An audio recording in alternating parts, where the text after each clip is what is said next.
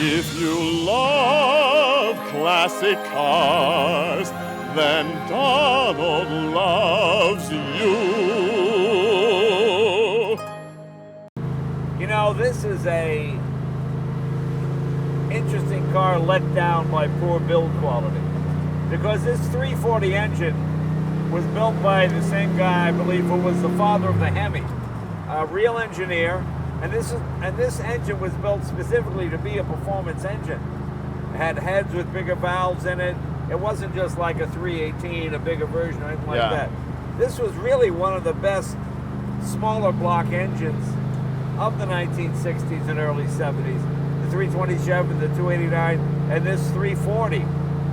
It made pretty good horsepower, I think. 290 horsepower in this version. 290 horsepower, which was more than you got from Mustang or I think even Camaro back in the day. And this 340 engine made it handle. It actually was lighter. You know, you said something the other day, which I was thinking about. We had seen a replica Porsche Speedster. Mm-hmm. And you said, I would rather have the real version. But you know, the thing is, I see Hemi Cudas going for $3 million. You could replicate it and build the exact same car to drive, handle, and perform just like the original for thousands of dollars. But you know, if this had been put together a little bit better, it could have been a really fascinating automobile. I think it's good looking. I think the engine is great. I mean, for example, this console is a big piece of plastic held down with sheet metal screws. Yeah, right here. And can you imagine what it would have been like to be a Chrysler stylist in this period? Because as you said, this is a beautiful shape. The car is absolutely one of the most beautiful American cars of the period or of any time. But, you know, the build quality is approximate at best. Right. And you can just imagine what if some Italian coach builder had taken this shape and assembled it, what it could have been like. Right, yeah. I mean, just big swaths of plastic across here. But that being said, I'd love to have one. It is an amazing thing too. You know, you talked about build quality and performance. These Mopar pony cars, high performance pony cars, are quite prized today for their rarity. Right. And unfortunately for Chrysler, they were rare because more people bought the GM and Ford cars in the period than bought these Chrysler products. Right. But also the fact that this is the AAR Cuda also, you know, means something, because of course the Trans Am cars for Plymouth were run by the great Dan Gurney and his all-American racers, and were quite successful. Trans Am of that period, I think, is one of the most fascinating things. I mean, when I was a kid and first getting into cars and into racing, I loved Formula One and Trans Am equally, because the grids in Trans Am were absolutely fascinating. These cars, Porsche 911s, Alpha GTAs, I mean, just absolutely amazing things. But this is probably the best balanced Chrysler, certainly of the early 70s. You know, they didn't sell many Hemi Cudas because they weren't very good. Right. Even Car and Driver and Road and Track said, get the 383 or get the 440. It just plowed too much. There's too much weight over the front end. And you really had to modify the Hemi to get it to breathe properly. You could get more power out of the Hemi than you could out of the 440, but it couldn't remain stock. It's a very interesting thing, you know. It comes back to that old conversation about big engines and big power versus balance. Right. And what might sound great on paper doesn't really deliver behind the wheel all the time. No. Although, I mean, quite frankly, if you were buying a car for street drag racing, you probably wanted the big, powerful engine, because you're only going to go in a straight line anyway. Right. And balance didn't really mean that much. But it's also really interesting to me, and I'm sure to you, the way these cars are true time machines. Yeah. I mean, I get behind the wheel of this car, and I am transported back to the time I first started driving and what cars were like. So, you know, I think if you approach driving a car with a very open mind and the ability to put it in its context, I think it also makes the drive so much more enjoyable. Yeah, and this was an era when, you know, I think Chrysler had Peter Max doing some of the posters. Yes. He was a, like, quote, psychedelic kind of, you know, you keep on trucking kind of characters. You had the Dodge Rebellion. Hey, kids, if you're rebelling, Dodge is the, you know, just that kind of, yeah, I used to love that era. Like, it's like Virginia Slims. Hey, ladies, you got your own cigarette now. Boy, you've really moved forward. You know, now you can get lung cancer just like the guys, you know. Just that Join whole, the club. Just that whole attitude, you know. But, you know, talking about the art, art and design is very, very, very important to me. And I think that another one of the things that is so brilliant about these cars and Mopar at this time is that the graphic design is brilliant on the cars. The way they did the stripes on the Cuda and the hockey stick. The hockey stick. It's just absolutely amazing. And then they had the rapid transit. Yes. Or was it mass transit? Rapid transit, they call it. Yeah, yeah. Yeah, rapid transit. Yeah. Then you had the scat pack. You know, just all kinds of youth-oriented things. And this, of course, is the second generation body. The first generation Barracuda was just a Plymouth Valiant. A Valiant with the fastback. With a fastback roof on it. It actually predated the Mustang by 2 weeks. This one, they deliberately made the engine compartment bigger so they could get the larger engines in it. Because at this time, Chevy had the 396, and Ford had other engines as well. It is a really interesting point about the fact that this car has features that for the time, I won't say we took for granted, but we thought, oh sure, you know, side pipes, you know, on a street car. Are those factory? Yes, factory side pipes, yes. Yeah. The AAR package came with the side pipes, and very interestingly enough, apparently this was a dealer package that they did, which I find fascinating as well. So it's an instance where marketing actually delivered something from product development, which is I mean, this engine was built to be a race engine. It had a windage tray and it had the baffles to keep the oil from, you know, as I said before, it had the bigger valves, better breathing. I mean, it really was not a standard engine from a truck or from a passenger car and they put it in the smaller vehicle. It was designed specifically to do this and go racing. And as I said, it's the best handling, one of the best handling pony cars. Not that any of them handle particularly well, but this one better than most. Yeah, it's a thing that when you drive, as you have, since you own a beautiful example of the Shelby GT350. Yeah. It's amazing what these bodies and these platforms are capable of, you know, and even taking into account the fact that this is not a race car, but it's got this really terrific sounding, very responsive engine, and a chassis, once you get used to the way it responds, you can have a bit of confidence in. Right. Not that much confidence. No, between, you know, the sort of that, there's that wonderful sneeze room in the center of the steering wheel. It just conjures up images of movies like Dirty Mary and Crazy Larry and, you know, all those kind of, those bad 70s crash films. Gone in 60 seconds. But, you know, you certainly do feel the era of, actually you feel two eras in this car. You're behind the wheel and you start out driving and you're thinking about gas at 32 cents a gallon. Uh-oh, gas is $1.10 a gallon, and you're not going to drive this car so much anymore. Right. What gear are you in now, second? I'm in second.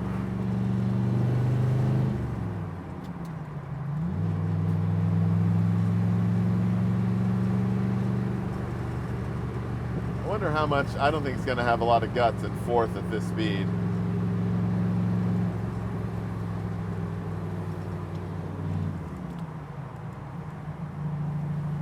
Oh, surprisingly. No, you're all right. Yeah. Okay. And you're saving fuel. There you go. Yeah, that's the wonderful thing that would come a few years later. By about 1974 or so, we start seeing those vacuum gauges on the dashboard, so you could measure your fuel economy. And you know, when you pulled into the R&W root beer stand on Saturday night at 9 o'clock, this was the car you wanted to be in. I mean, absolutely. An impressive car. Hey, nobody knew that you weren't Dan Gurney, right? Yeah. You could have been him. You could have been Mark Donahue, you know. And it's that much wider and that much bigger than the same Mustang. I mean, this is a wide car. It is, and it's a thing that also is quite interesting to see in the exhibition at the Audrain Automobile Museum, the exhibition Land Yachts, cruising the interstate highways. That, you know, I think, again, a sense of perspective and period. The fact that these cars are based on the compact cars of the era. Right. So, you know, by any stretch of the imagination, this is a big car. Right. So if this is compact, then there's intermediate, and then there's full size. Right. Yeah. And you have seats with absolutely no support of any kind.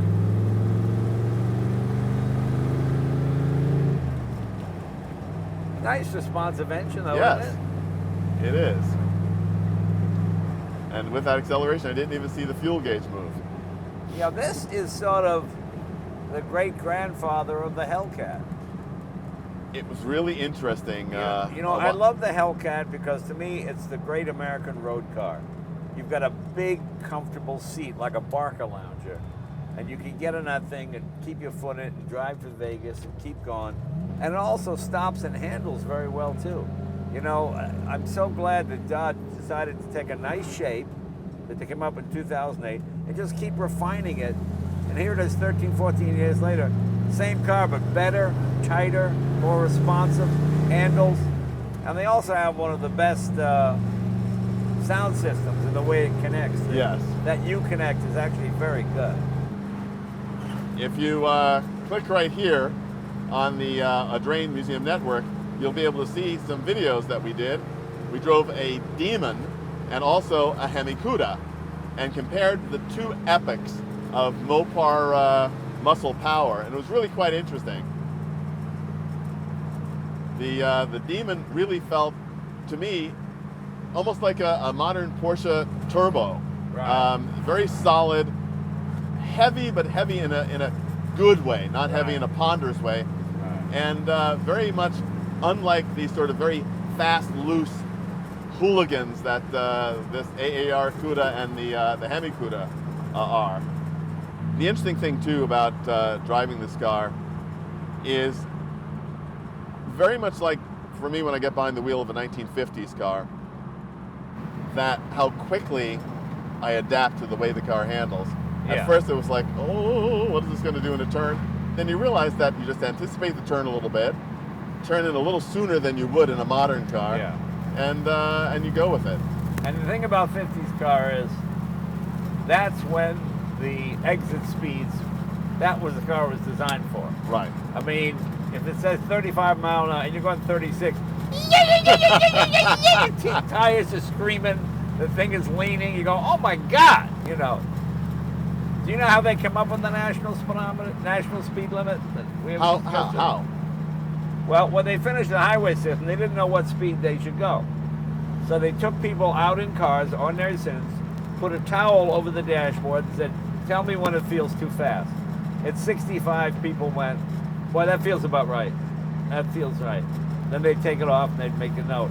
And almost to a person, everyone said between 60 and 70, above 70, oh, it's too fast. It just felt, in those cars, it just felt like that was too much. It's sort of ironic because, of course, just about all of the interstate highway system was planned to basically be 100-mile-per-hour roads because they have very few curves in them. Right. And the curves they do have are generally long, sweeping turns. And they were designed with most of them with the center median so that if you went off the road, you wouldn't immediately be in a head-on accident and all that. As a matter of fact, it's a very interesting thing I read a while back about the design of the German Autobahns. Right. They actually had to change the design of some of them because they were too straight. They had to put in some curves to keep drivers alert. Right. Because otherwise you just sort of get into a rhythm of driving straight down the road, at a high speed and you just sort of zone out. Right. It's funny. Reminds me of a cross-country drive on I-10 from the California desert to Florida, and oh boy, from East Texas through Louisiana to Florida, there is not one turn. Yeah, it's horrible. Not fun driving. And actually, you know, the overall solidity of this car is not bad. We have a really bad rattle in here, but I think it's actually the seat belts in the back rattling. Yeah. But it's sort of amazing how solid this car is. So I'm impressed. We'll get your thoughts in this time machine.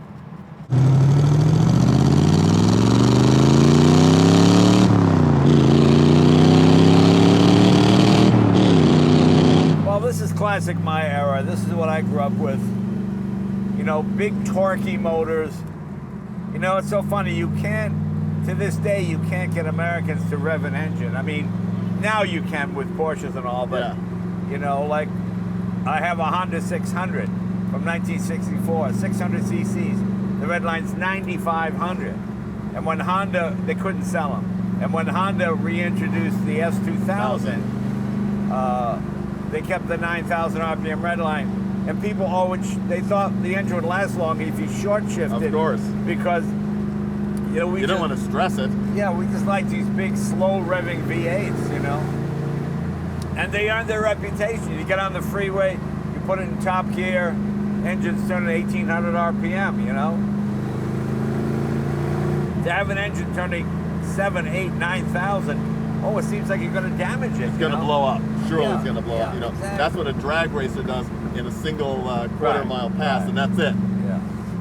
This is an enormous car, size-wise. It is so wide. But I have to say, it's fun to drive. I like it.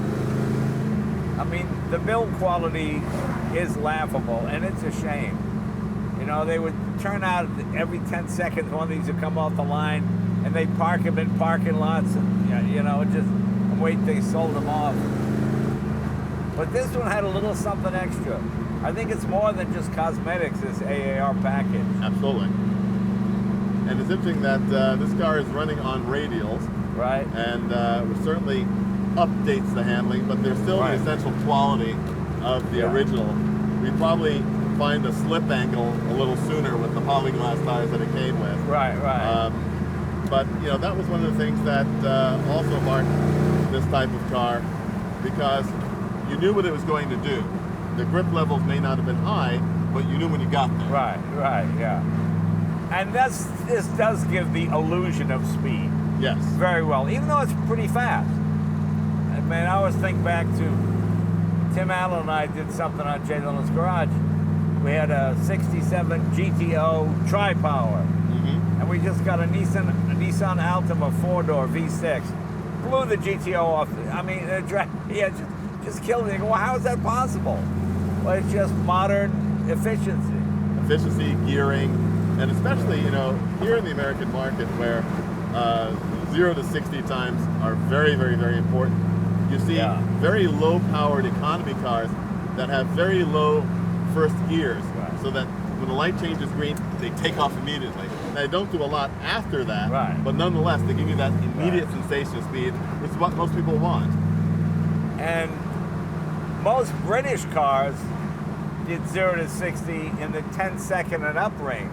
12 seconds, 14 seconds.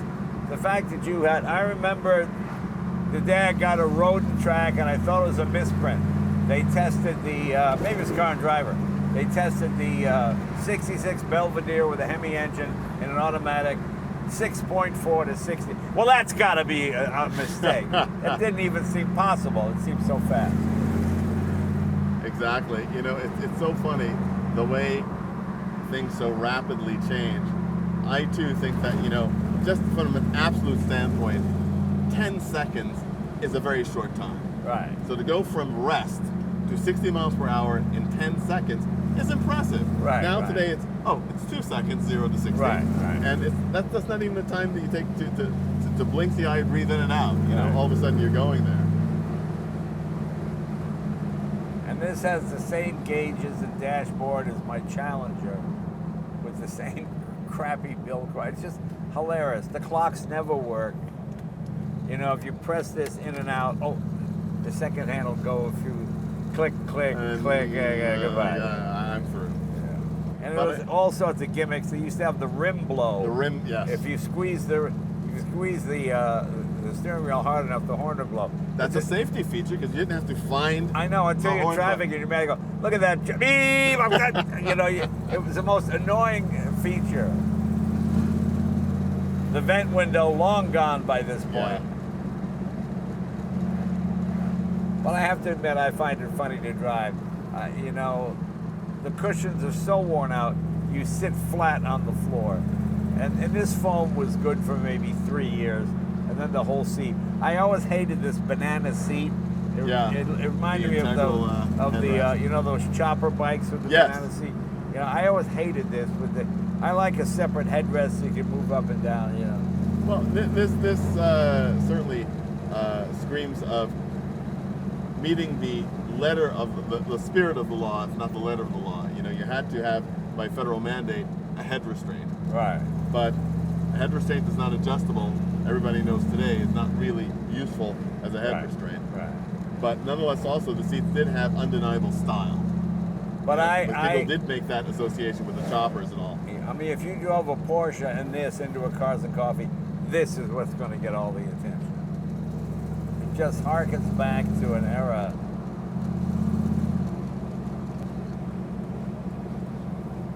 Actually rides pretty nicely. Yeah. You're in fourth gear. I mean, if you told me this was a 383, I'd believe it. I got a 68 Dodge Dart with the 383. Ah, yes. And a 4-speed. And this feels a lot like that. Another thing that's very interesting about this, I think, get your opinion on it, is the fact that, of course, because this is a typical American V8 in the period, lots of power deliverable at all parts of the rev range, engines like this generally are better suited to automatic transmissions than manuals. I feel like you're sort of working for no reason. Right. But this transmission and this engine, I think, are really well matched. The ratios are good. Well, don't forget, this was not. Most of the other engines in the Chryslers were leftovers from the 50s and 60s. Yeah. This was a brand new engine. You know, developed by I forget the father of Hemi, but yeah, I mean, really made to do a specific job, Trans Am racing.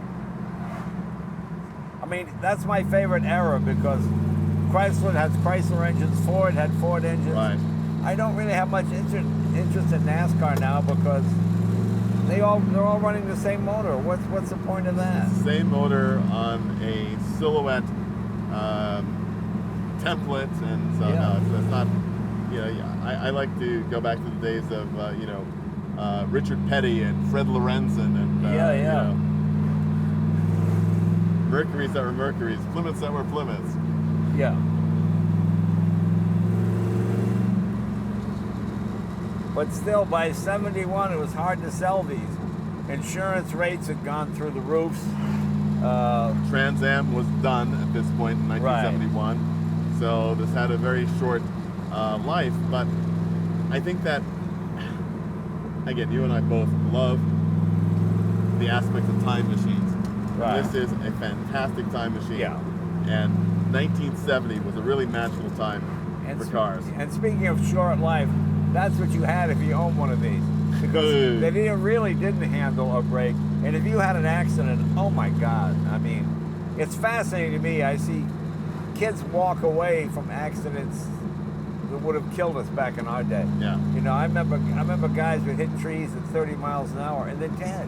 Yeah. Now you see an SUV rolled in a ball and kids on the cell phone, Daddy, can you come get me, you know?